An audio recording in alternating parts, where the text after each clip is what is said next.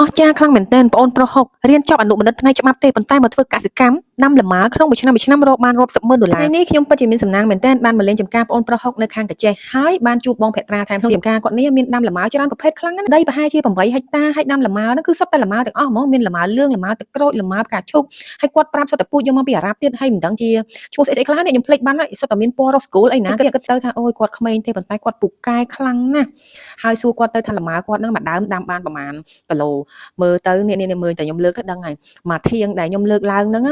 គិតជាគីឡូទៅប្រហែលជា7 8គីឡូហើយមួយដើមហ្នឹងគឺគាត់ដាំបានប្រហែលជា10ទៅ15ធាងក្នុងមួយដើមអញ្ចឹងគុណលុយតែ1គីឡូ10ដុល្លារទៅឃើញលុយអញ្ចឹងខ្ញុំថាអូលុយនៅលើគោកតែម្ដងមួយដើមប៉ុណ្ណឹងដុល្លារគុណនឹង7 8ហាត់ឡើង1000ដើមអញ្ចឹងហើយបាទខ្ញុំថាសេដ្ឋីលាក់មុខពិតជាសេដ្ឋីលាក់មុខមិនស្លៀកតែខោខ្លីទេប៉ុន្តែអស់ចាតិចនិចក្នុងការធ្វើចំការរបស់គាត់ក៏ពិសេសដែរគឺជាមនុស្សសម័យថ្មីក្នុងការធ្វើចំការតែម្ដងអញ្ចឹងឥឡូវមកស្ដាប់ការចែករំលែករបស់គាត់ទាំងអស់គ្នាថាគាត់ធ្វើយ៉ាងម៉េចបានជាគាត់បង្កាត់ពូជលម៉ើនឹងបានហើយផ្លែបានល្អយ៉ាងនេះន័យថានៅពេលណាដែលយើងដាំទៅវាដាំវាធំអញ្ចឹងនៅពេលណាដែលផ្កាឈ្មោះវាចេញយើងត្រូវយកផ្កាឈ្មោះទុកបន្ទាប់មកនៅពេលណាដែលផ្កាញីចេញយើងត្រូវយកគេសពផ្កាឈ្មោះហ្នឹងទៅគោះលើផ្កាញីបានវាកាន់តែក្តឹបអញ្ចឹងបងអូអញ្ចឹងបានគេបាត់គោះគឺអត់ផ្លែក្តឹបទេក្តឹបទេអត់កាន់ទេរយអស់បងអូហើយអញ្ចឹងគេសពផ្កាញីផ្កាឈ្មោះហ្នឹងយើងទិញពីណាឬក៏យើងយកបាត់ដើមយើងទៅគោះអាហ្នឹងទី1យើងអាចឈ្មោះយើងអាចដាំខ្លួនឯងបានទី2ឈ្មោះបើយើងអត់មានទេយើងអាចទិញគេតែបើដើមញីយើងត្រូវតែមាននៅក្នុងចការហើយដើមញីហ្នឹងតោះតែវាចេញផ្កាទៅយើងយកឈ្មោះហ្នឹងទៅគោះលើញី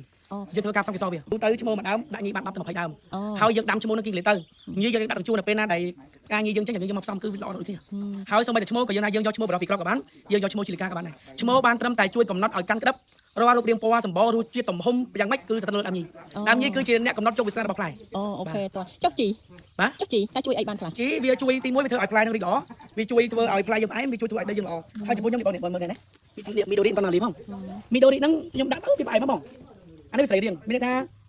ចំពោះលម៉ើគីមីក៏យើងប្រើសរីរាង្គក៏យើងប្រើប៉ុន្តែនៅពេលណាដែលយើងចិត្តសម្បូរផលយើងគួរតែប្រើសរីរាង្គឲ្យច្រើនទី1ជួយធ្វើឲ្យដីនឹងល្អឡើងវិញដីនឹងវាមានប្រមូលឡើងវិញហើយជួយធ្វើឲ្យរសជាតិផ្លែនឹងវាឆ្ងាញ់